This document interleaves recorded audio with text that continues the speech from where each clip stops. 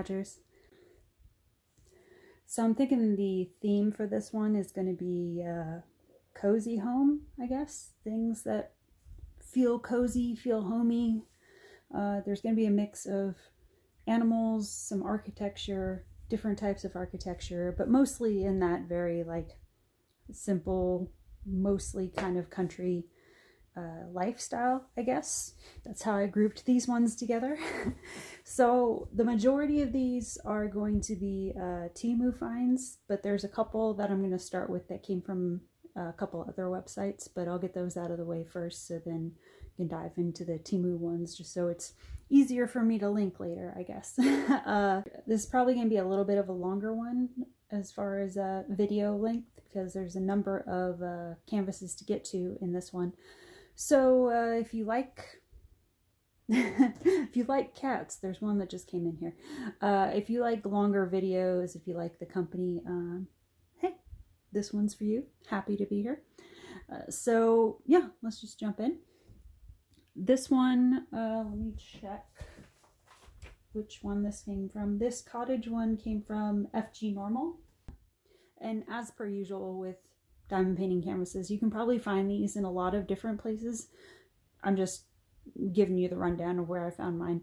So this one is, I think I was calling this like cattail swan cottage or something like that, because you know, a lot of times when you get budget canvases, they either don't name them or they give them some long ass generic name. So a lot of times for logging purposes in my book, I have to give them a name of something else so I can determine amongst my own collection which one is which. So that's kind of what I was calling this one.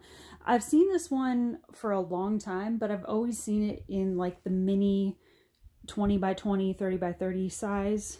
And I always thought that it was kind of a sweet image, but I always thought as that small a canvas, it just wasn't going to come out that great. So I saw this one in a 40 by 40 option, which is the first time I had ever seen this particular one being offered that large. So I was a little bit curious just to see if this one was big enough, because there isn't a lot of fine detail in this one. I mean, it's mostly like a, you know, moss covered cottage, and there's supposed to be some swans or something down here and some plant life and stuff. So I figured with the 40 by 40 size, and as you can probably tell in this, you know, angle and image and everything, this isn't a true 40 by 40. The drill size is probably closer to 35 by 35. But even so, it may be big enough to get decent detail, I'm thinking. So this one, what did this one cost? This one ran $7.52 for this canvas, and I don't have the prices for all the Temu ones because I figured there's a number of them over there that I'm going to get into in a minute, and you know, Temu's prices fluctuate all the time, so I'm just going to link them below and you can go see what they're running at right now. But I figured I'd go ahead and tell you the prices for these first two, since these are independent of those as far as different companies. So this one in this size comes with 25 colors. I'll give you a little bit. Whoops. There you go. So you can see like those white dots in the lake are supposed to be swans, I think. And there's some like cattails and stuff in the corner here. So, you know, not a super ornate image, but I thought with the color palette it could be really pretty. So it's a lot of spring colors, a lot of bright greens and some dark blues and browns for like the stonework and stuff. A little bit of that light blue for the water area, and it'll probably be mixed in with the darker blue in the shading. And yeah, so nothing too crazy going on. It's just gonna be a nice calming palette to work on. I don't see any troubles with the drill field so far. Looks pretty straightforward. So yeah, that's one I got from FG Normal. And then one I got from Paint Some Way. I believe this one is a square. I don't know that I knew it was a square when I first ordered it, but it's not a big deal. It's not a huge square size canvas, and the image is so sweet. So this is a little farm pig in a little straw hat in the middle of a rainstorm. I don't know how well the rainstorm part of it is going to come through on camera. but he's in a big old mud pile. Mud pile? Mud puddle.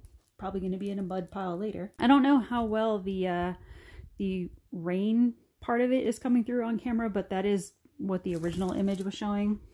That there's either currently raining or was going to be rain, or, you know, there's just a bunch of rain mud around. He's got all over his feet, and or it might be a girl. I don't know. But yeah, pig wearing a straw hat.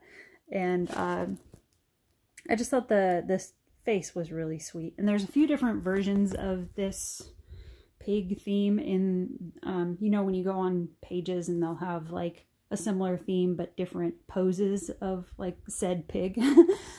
There's 3 or 4 at least, I think, of this one, but this is the one that jumped out to me the most.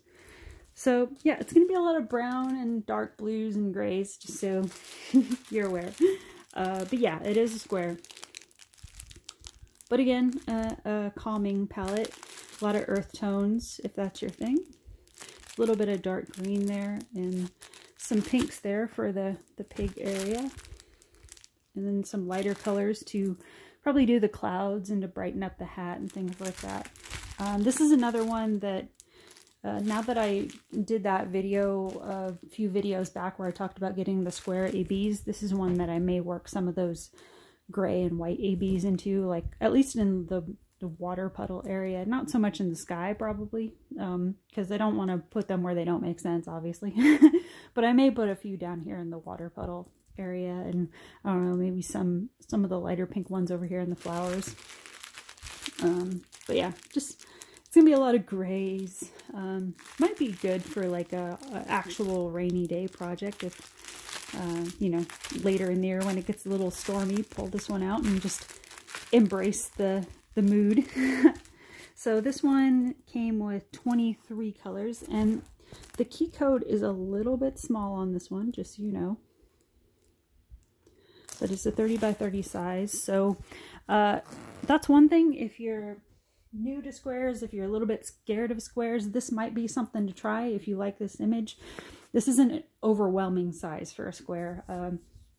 I think the very first square I did, I jumped right into, I think it was a 35 by 45.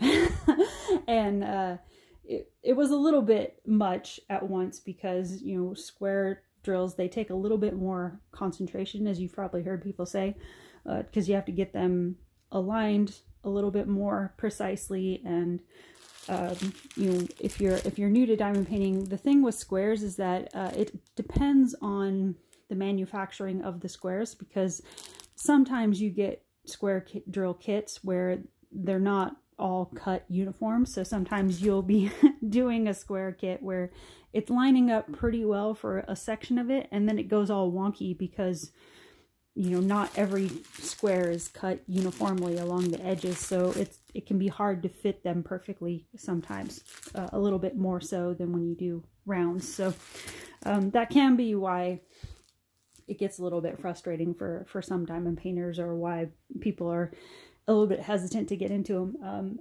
I still do them because I do like the effect that squares make. I think that rounds do a little bit more on the glittery side, but I do like the sort of shiny, polished look that drills do, square drills do as well. So yeah, I'm not opposed to doing a square every once in a while. So yeah, that's happy pig in the mud in their straw hat kit. And then it came with a slightly elevated kit, I guess you would call it. There's a little bit of the metal tweezers and these glitter pen squishy. There's a fair amount of wax in here for a smaller kit, so that's nice. And then the thinner placer tips, which is also nice. Okay, now getting into the Temu ones. This is actually a 2-pack I got a while back. I don't know if this one is still on there. I'll check after I film and upload this video and see if I can track somebody that's got this 2-pack. There might be somebody. Or if I can find them individually somewhere else, I'll link that below. But yeah, this was sold as a 2-pack. I forget for how much, but yeah, I don't buy a lot of the combination packs. I kind of wait until I find images that I really would like the entire package of. I really hesitate to get multi-packs where I might only like one or two of the images. But this one, the two that were offered, I thought were really sweet. So I went ahead and did this one. So this is one of the welcome sign varieties. And I just liked the variation of the dots here, and then the plaid, and then the stripes. I thought that would be fun to put together. And then there's a little bit of that what do they call it? What is that plant that's around here? I think they call it lamb's ear. It kind of reminded me of that a little bit, but that it's not technically lamb's ear. It's like an ivy type, but this coloring kind of reminded me a little bit of lamb's ear plant a little bit, which I actually, thinking about it, I haven't seen around a whole lot. I used to see it all the time around here, but I haven't actually seen any in a while. But yeah, there's a little bit of a sagey moss plant life going on back there. And then some stitching around the heart. The lettering is all clear, which is nice. I haven't looked that closely at it. It doesn't look like they did anything too weird with the lettering on this one. You know, sometimes when you get text on diamond painting, I don't know why, but they like to program it in the computer to have like half a dozen colors in the lettering where you don't really need it. So a lot of times when I work with lettering, I have to take half of that out and try to figure out how to make the lines over again in just one or two colors. But this one looks like it was kept pretty simple, which is nice. That'll cut out some work for me. So yeah, this one had 28 colors. Really nice clear drill field. So there's that one. And then the color palettes are pretty much the same on this one. It's just a lot of pink and reds. But this one is a gnome couple that says hello love. And it's mostly pink and red, except there's a little bit of green in her hat there around the flower. And then there's a little bit of twine around the heart behind him. So there's a little bit of brown there, and then probably in the tree up here. Other than that, it's pretty much pink and white. Probably some 310 in the text there. The text here, again, looks really straightforward. So that'll be nice. But yeah, came with really basic kits. Bags, wax, pens. And then your 2 packs are attached. But like I said, it's pretty much the same color palette.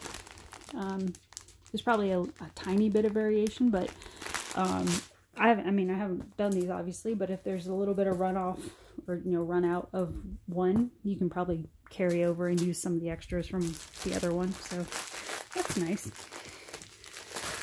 Great, so there's that one. And then I also got this mini one. It's just a quick little one of a bluebird wearing a little flower hat. I have a few of these in this bird theme where it's like, it's kind of like a photo of a bird, but they're doing something weird with, well, not weird, but I guess, but cute with nature. I have one that, I don't think it's a photograph. I think it's like an actual art image, but it's one that, where this bird looks sort of like irritated because he looks like he has a bunch of snow dumped on him. So he looks kind of like moody. And then I have another one that's like similar to this color blue, but the bird's chest I think is more yellow, so it almost looks like he has a yellow shawl on. So I have a few in this sort of theme. Just a quick little cute bird one. There's 15 colors in this mini one. There wasn't any like really fine detail in this, so I figured for this size it'll probably come out fine because you're pretty much just doing shading and then just outlining this flower and then this little flower here, and then basically just doing the color of the bird. You have a few berries down here, and then I figured whatever happens in the background doesn't really matter because it's gonna look fine whatever it is going on. So it's nicely packed for being a mini. It's got the really nice stamped bags there. So another one of those pink, blue, gray color palettes. So that's that mini one. Put these down here. I'll go ahead and do this one. This one is one of like a little sun patio.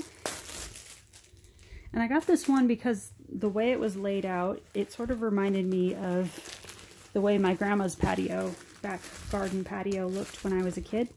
Well, this one comes with a actual printout, so I can show you there. Focus. Hold on. I mean, there we go. Back out a little bit. So yeah, that's kind of what my, I mean, it wasn't really covered like that, but as far as like the greenery and the terracotta and the windows and everything, that was kind of what my grandma's back garden patio looked like when I was a kid. Very similar. So that's what that made me think of. And I think when I got this one, it was only like, I don't know, $3 or something. I was a little bit curious about this one because I was on the fence. I didn't know how well it was going to come out because I just know more often than not, if you get a 30 by 40 on Temu, and a lot of budget companies actually, but especially on Temu, it's likely going to be closer to the 25 by 30 mark. So, which sometimes doesn't matter, but sometimes it's depending on what your actual art is. It can compress it a little too much the more stuff you get in the image. But I figured with this one, since it was just a bunch of greenery and pots and stuff, this is one I felt like you get a little bit risky with and still probably come out completely fine. The one area where I'm not sure is, you see in like the middle of the image there's like a rocking chair. I don't know how well that part is going to come out. It might be fine. It's just hard to tell the way it's dotted there right now. It could be all right, but other than that, it should be, you know, recognizable at the very least. But yeah, this is another one. It's a lot of earth tones, obviously, since it's a sunny garden patio. So there's a lot of grays and browns and some light neutrals to create that light look. A lot of dark greens for shading. There's not a lot of like bright greens, so yeah, I don't know. I may end up adding a little bit of bright green just to bring it out a little bit more. That might be a little too dark green for what I want it to look like. But that's one I can, a lot of times when I get these plant ones, you know, it's plants. So you can get a little bit experimental with it. If you want it to be a brighter vine, you can make it a brighter vine. So one of those ones where I just kind of go slow and I eyeball it as I'm going. And if I want to adapt or change the color, I can do that. So this one came with 18 colors for the 30 by 40 size. And the drill field doesn't look too bad. It might look a little bit muddy in spots, but completely fine. That section in there might be a little bit troublesome. So there might be a few areas where a light pad might help with this one, but overall, I think it'll be all right. So there's that one. Okay. And then I got a crystal drill one on the edge here.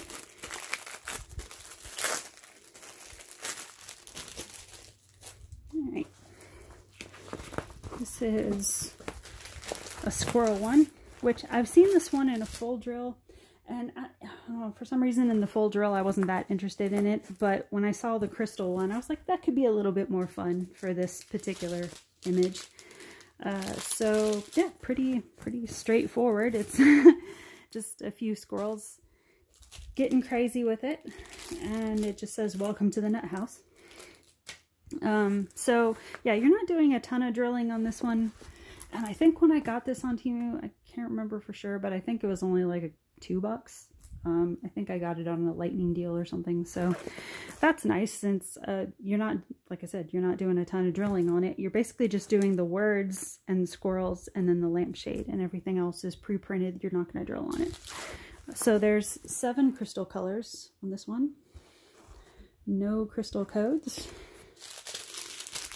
And then I'll go ahead and open this up and show you what kind of crystals are here. I don't think there's anything too crazy in the way of crystals. I think it's mostly going to be your standard ones. So you got a lot of white crystal. And then some greens for the lampshade here. I think that's about the only place that's going to go. You're probably going to get a mix of those in the bulk of the lampshade there. This is that gray crystal. And then this is a little bit darker gray crystal. So that's going to be your squirrel body there. And then you have some orange crystal here, which is, let me just see. Where's the orange crystal going to go? Oh, okay. So the darker crystal, okay, so that's, this lighter gray crystal is going to be the bulk of the squirrel body, and then the darker crystal is going to go in their sort of whisker area here. That's, yeah, see that the whiskers are marked a different color. And then this orange is going to be where it says nut house. That's going to be your bright orange color. And then it's for those of you that loathe these, there's just a handful of those tiny petal crystals that are going to go at the very tip of the lampshade to make the little dangly look on there. So yeah, those can be a little bit frustrating to place, but I will say they do make a cool effect in a lot of crystal kits I've worked on. So that's that one. Okay. Right, next up is a chicken one. I don't actually do a lot of chicken or hen or rooster canvases, but every so often I'll find one where I'm like, oh, that's kind of cute. So I found this one and I just thought it was small and sweet, and there's a little bit of some coloring along the egg accents here on the nest that I thought could be fun to throw some ABs into. But other than that, it's pretty much just a hen and her chicks. I just thought this was small and sweet and could be a fun little, you know, breather project in between bigger ones. So your color palette is, again, that sort of earth tone palette with a lot of dark browns, blacks, some of that rusty red, a little bit brighter red for the I forget what this is called. I know it's got a name, but it's escaping me right now. But all you FFA people, you know what that's called. Coxcomb? I feel like that's something else.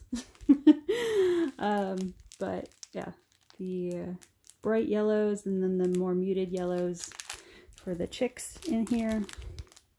And some more browns. And then in the middle of the pack there is some, you can see it there, some lighter greens, and then there's some like light pinks and oranges and stuff. That's going to be down in here. So yeah, that's really the only place I was thinking of maybe putting a few AB drills is along there, just to kind of make it look a little bit glittery along the outside, like sun was hitting it or something. But other than that, I'll probably just do it as is. There is 24 colors on this one, and this is a 30 by 30 size and pretty clean drill field.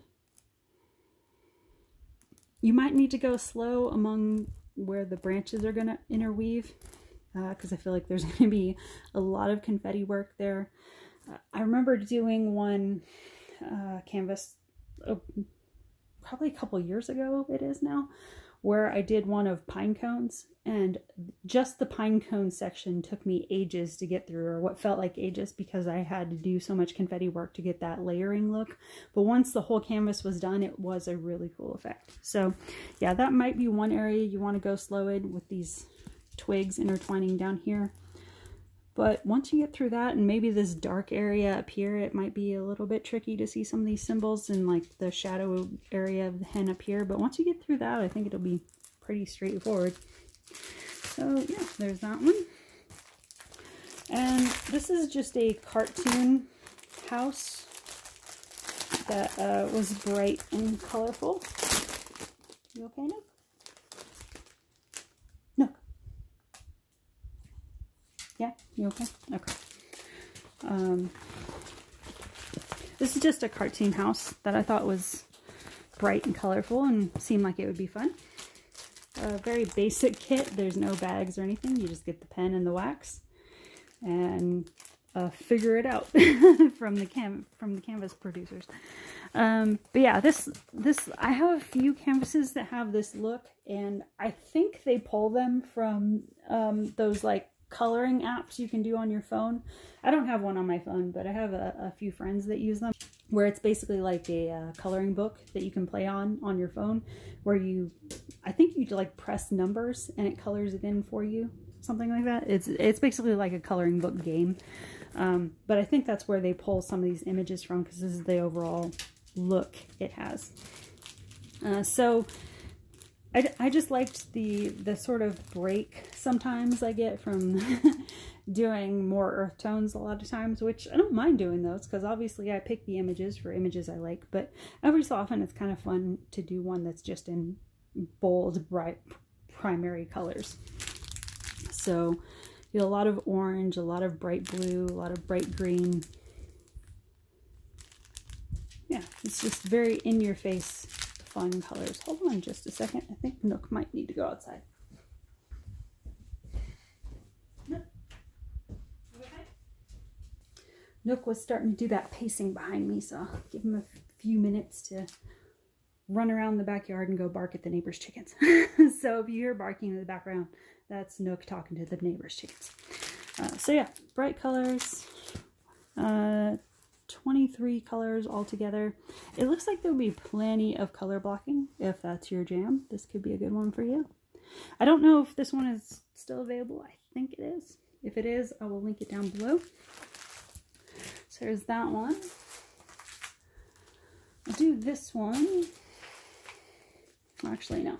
Since we're talking about houses, I'll go ahead and do this one. And then get into the other ones. Because I think after this one, the other two are like the last most biggest ones I have in this particular haul. Alright, so I got one of a prairie house.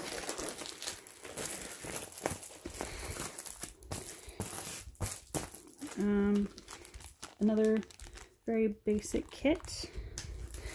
So this is one that sort of reminded me of when I was a kid.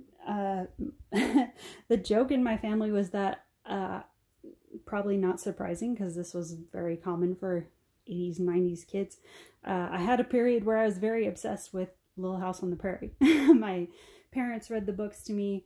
They made my brother read the books to me, which is still a running joke between me and my brother, because now my brother has a hatred for those books because he's like, oh my god, I fucking hated reading those. But it, you know, I thought when I was a kid, I thought it was sweet that, you know, my parents forced us to have a moment of him reading me prairie books. I think it was because I always felt a little bit odd in my family. The way my family setup was that the way my parents came together, my mom was, by the time my parents met each other, my mom was a San Diego girl. She wasn't born and raised in San Diego, but she had spent most of her teen years in San Diego. And my dad came from Kansas and was on this spiritual thing, from what I was told. He was trying to figure himself out and do all that. Somehow his travels landed him in San Diego, met my mom, and then they got married, and my mom went back to Kansas with my dad and started a life there for a good little while. And my dad was in the military, and they moved back and forth for some years between the Midwest in different places and San Diego, and had my brother out in San Diego and then moved him back to Kansas. And there was a lot of moving back and forth between like where my mom's family was and where my dad's family was. And so my brother spent the first few years of his life out in Kansas. I never lived anywhere in the Midwest, and I always felt a little bit alien in my family because my dad had a lot of Midwestern quirks that I recognize now, but he seemed very alien to me because I was very planted in that Southern California upbringing. And it's funny because even though my brother had a few years in Kansas. He's very much a Southern California boy. We both grew up being like, I don't know who those people are. And my dad was always a little bit frustrated with like, these are your roots. And we're like, we don't understand them though. But I always grew up with stories of him telling me like that side of the family with my, pioneer ancestors, and traveling across the prairie, and like my great grandmother or whatever coming over in the wagons, and then like the native side of my family and how they came together and created a whole other branch in my family and all of that. So there's this whole other side of my family that I don't really know that much about, because I've never really spent any time. I've traveled around the country. I've never really spent any time in the Midwest, other than, I joke to people, I think the only time I've ever actually planted feet in the Midwest that you could consider is like a few times in my life I've been to Chicago, which I barely consider the Midwest because it's a city, like a big city. And then I don't know, like maybe the other closest one is I've been in Detroit-ish area. And really that's it. That's my only experience with being anywhere near that part of my ancestry. So as I get older, I try to understand it a little bit more, and I keep hearing my dad's voice being like, these are your people too. And I'm just like, and I don't hold anything against the Midwest. It's just been like a running joke between me and my parents of like, I don't know who you are. And my dad always looked at me growing up in California, and for some reason never thought to take me back out that way. He just kept me in California, but then was always like, I don't know who you are either. So I don't know. It was always sort of like a running joke / tension between us that we didn't really understand each other's worlds, kind of. But because he tried, he tried to introduce me to Little House on the Prairie, which I do still have a love for, and my mom loved, frontier romances and all of that stuff. So I grew up reading a lot of those books as well. So long story to say, this canvas kind of reminded me of that whole aspect of my life, I guess. So again, lots of brown and orange, and I guess I was in this palette mood, or maybe because I grouped these together, that's why it looks like this. But yeah, that sort of slate blue, dark blues, gray blues, earth tones, browns, oranges, some pops of yellow to do the sun. I don't know that I'll do too much with this one. I may throw a few yellow ABs in here, nothing crazy, and then maybe some orange crystals in the sunflowers. I don't know, but other than that, I'll probably leave it pretty much as is, because I think it's a prairie scene. It should stay relatively primitive looking. But yeah, this one is 23 colors. And like I said, you can hear Nook in the back talking to the chickens. Just asserting his little dog dominance, which is funny because they just stare at him like, we don't care. We really don't. But bless him for trying. So yeah, that's that one. And then this one is going to feel kind of random in the middle of this. I just didn't really know where to stick this one because I didn't really have anything currently that it sort of went anywhere else with. So screw it. I'm going to put it in this haul. But it is a long Winnie the Pooh panel. And this is another one that I've seen the image of for a couple years now. I don't know if I can even get the whole thing in one shot, but I've seen it as just like a 30 by 40, and it's just not looked good. So when I saw it as a big old panel, I was like, oh, this could actually work as a panel. Because it's the way it's set up, it seems like it should be a panel art. So you get big prints of Winnie the Pooh, and Tigger, and Piglet, and Eeyore. I think those are the only ones in here. I don't think, no, Kanga and Rabbit are not in this one. And they're all staring at a little baby chick that's just hatched. And that's pretty much the whole scene. Well, no, I take that back. Eeyore's looking at a worm over here. He's doing his own thing. But everybody else is looking at the chick. And Piglet managed to pull a magnifier out of somewhere. I don't know. But yeah, I just thought the coloring would be fun with all the greens and oranges, and this one's a little bit brighter palette. At least it should be. I'm kind of surprised for the size of this. This is a 90 by 30 canvas. This is all they give you.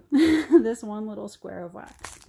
And a lot of times with these budget canvases, the pink wax is kind of iffy. Like, I have a bunch that works just fine, but every so often you get squares that are just kind of sad and dried out and not very useful. So I don't know. I feel like if you get a big old panel canvas, they should throw in maybe at least one of the larger squares. So yeah, if you get this and you don't have a lot of spare wax on hand, you may want to pick up a little bit of extra wax. So there's that. And then this is the big old chunky packet of colors here. A lot of green, a lot of sort of rusty browns and reds, some blues. I'm guessing it looks like kind of a bright blue, but I'm guessing that's going to go over here in Eeyore's face, mixed in with some blue grays somewhere in here, I'm assuming. I don't really see them. Oh, actually, it might be that one back tucked in there. I don't know. Maybe some up in here. Yeah, I don't know that there's anything special I'm going to do to this one. I'll pretty much just leave it as is. I don't think you need to do anything crazy with this one. I think it's cute the way it is. I don't think there's anything that necessarily needs to be really specialized for it. The only place I can think is maybe around where the magnifier is. I may put some metallics in there just to distinguish it a little bit better from Piglet's face. And create that perimeter rim there on the lens. But that's it. I think I would just leave it pretty much as is. There's 24 colors in here, so it's going to be pretty straightforward color-wise. The drill field is a little bit on the small side, but still plenty readable. I don't see any super problematic areas on here. Let's see. No, even the nose areas look all right. Yeah, this looks really clean overall. So yeah, that's the Winnie the Pooh and Friends panel there. All right, and the very last one is another little bit of a story time. If you live in the South, you've probably seen this image somewhere, or at least a portion of it. This is another panel one. This is a 40 by 70. And while you're staring at this one, let me go grab something real quick. So, this image. All right, the little story time behind this one. I'll try not to get too in depth with this, but the way my little California ass ended up in North Carolina the first time was that I got involved with a Tennessee boy that became a North Carolina transplant. He came out to Northern California where I was going to college, and we got in a relationship out there. He came back out here. We did long distance for a while, and so I moved my whole life out here. I quit college out there, came out here because he sold me his whole spiel about how it was an artistic community out here and I was going to do great. And he had a really good semi-celebrity-ish job where he was making good money, and there was a little bit of an age gap. I was doing the whole, I'm 20 something dating a 30 something year old and all that. I was doing that whole thing in my early 20s. And he was doing the whole older man, I'm going to take care of you bit. Not that we were together for like the money, or we genuinely did like each other. But that was an element in the relationship, is that he's like, oh, you don't have to worry about anything. I'm going to take care of you. I'm going to make your family proud and all that. Well, I moved out here, and like 4 or 5 months into that relationship, he decided he wanted to go back to his baby mama and pretty much unceremoniously threw me out of our house after I had uprooted my life. Well, one thing about me is I bounce back pretty well after a good little cry a lot of times in my life. So I ended up, because when I came out here, I told my whole family, because my family was just like, oh, please don't do that. But I was 20 at the time, and I was like, screw you guys, I'm going on an adventure.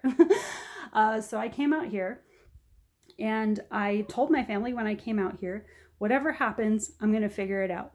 So don't worry about me. I will bounce back. If I thought, I mean, I wasn't completely unrealistic. I thought if it doesn't work out, I'll just figure it out over there. And so I figured if I didn't stay with him, I'd just figure it out in this town, and I, would figure out where my life path would go from there. Well, the very first apartment I got, getting away from that guy, it was one of those already furnished type places in this sort of communal house where you rent sections of the house and then you have like a communal kitchen. The apartment I was renting in that communal house had this artwork on the wall. It was a furnished apartment, had the bed and everything in it. I had to get my own linens and everything, but it had this big iron bed in it, and on the wall facing, the footboard, I was staring at this picture pretty much every time I went to bed, which you can imagine. As I lived in that place and I progressed into my 20s, because I think I lived there until I was like almost 22, I think. So, when I would try to go on dates and like try to invite the guy back and all that, like, it's kind of awkward to be like, here, come into my totally not because of me religious bedroom. So yeah, I always thought that was kind of funny, but like it was just sort of a laughing point in the house. But I always remembered this painting because of like, whenever I'd go through tough times at work or heartbreak or something, I would always come home and I'd be staring at this painting. And weirdly, it became this calming thing to just stare at this and be like, it's going to be okay. So I thought I would show you this first. This I got years ago at a thrift store, antique store, or something like this. And I saw this because this was the version I was staring at in that apartment I lived in. It was this size, so it was cropped. And then I found out that this is actually a really common image throughout the South, that a lot of people have stories about seeing this painting somewhere, either in like a grandma or an aunt's house or something like that. But yeah, I didn't realize that this type of image would create that kind of nostalgia for me, but now it is. So yeah, I had this one for the longest time.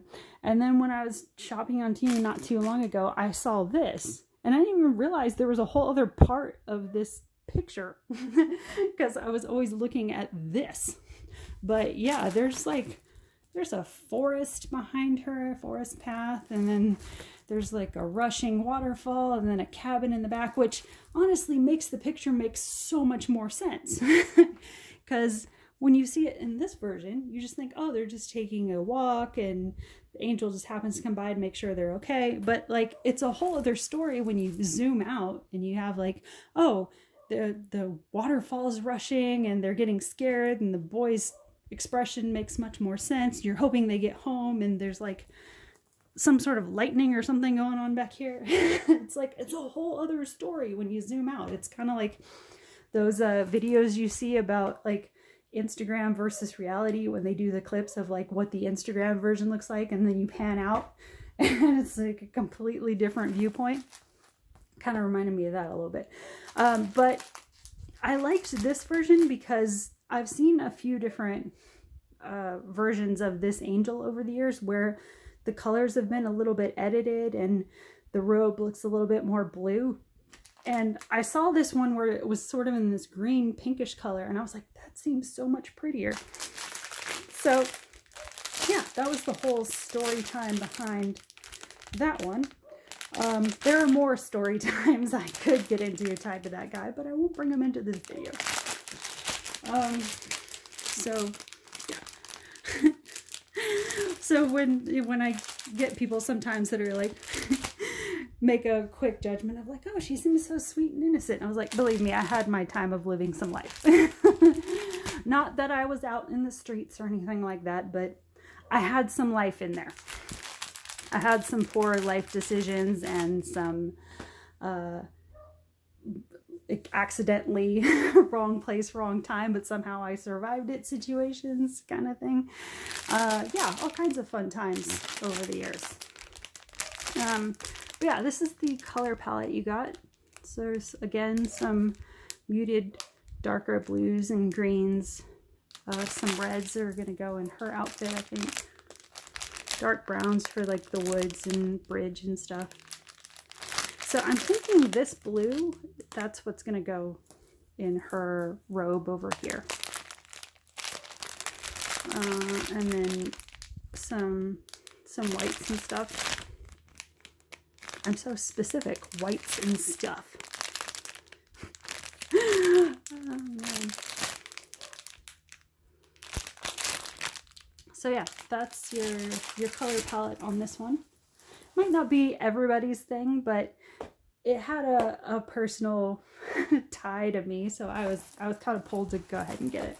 And I think it's going to be really pretty because I'm drawn to wood scenes anyway. So yeah, I think it's going to be fun. And I figured now, whenever I get this done, I can put it up in my house for however many years now and be like, it just keeps following me. But yeah, 20 colors, which doesn't seem like a lot for this size, but it could be decent. Could be enough. I mean, you're just talking about making some trees in the back, so that's not going to take a ton of colors. And it's mostly just her robes, I guess, and then the children. So yeah, it could work. I think the printing is perfectly fine and clean.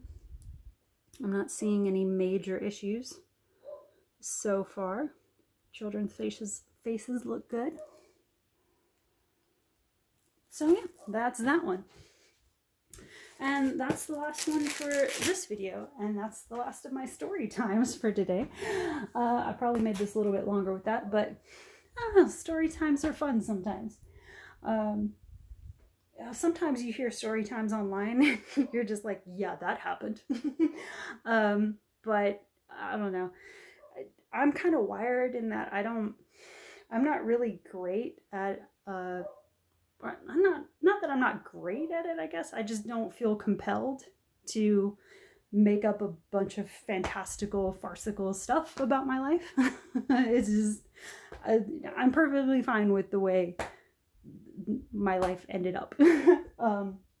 Not that I don't want more things or better things to happen, but like, I don't need to make myself some world famous explorer if that's not what happened. I don't, feel the need to name drop people I didn't actually meet or don't actually know. Yeah, so if I say stuff that happened, it happened. I didn't.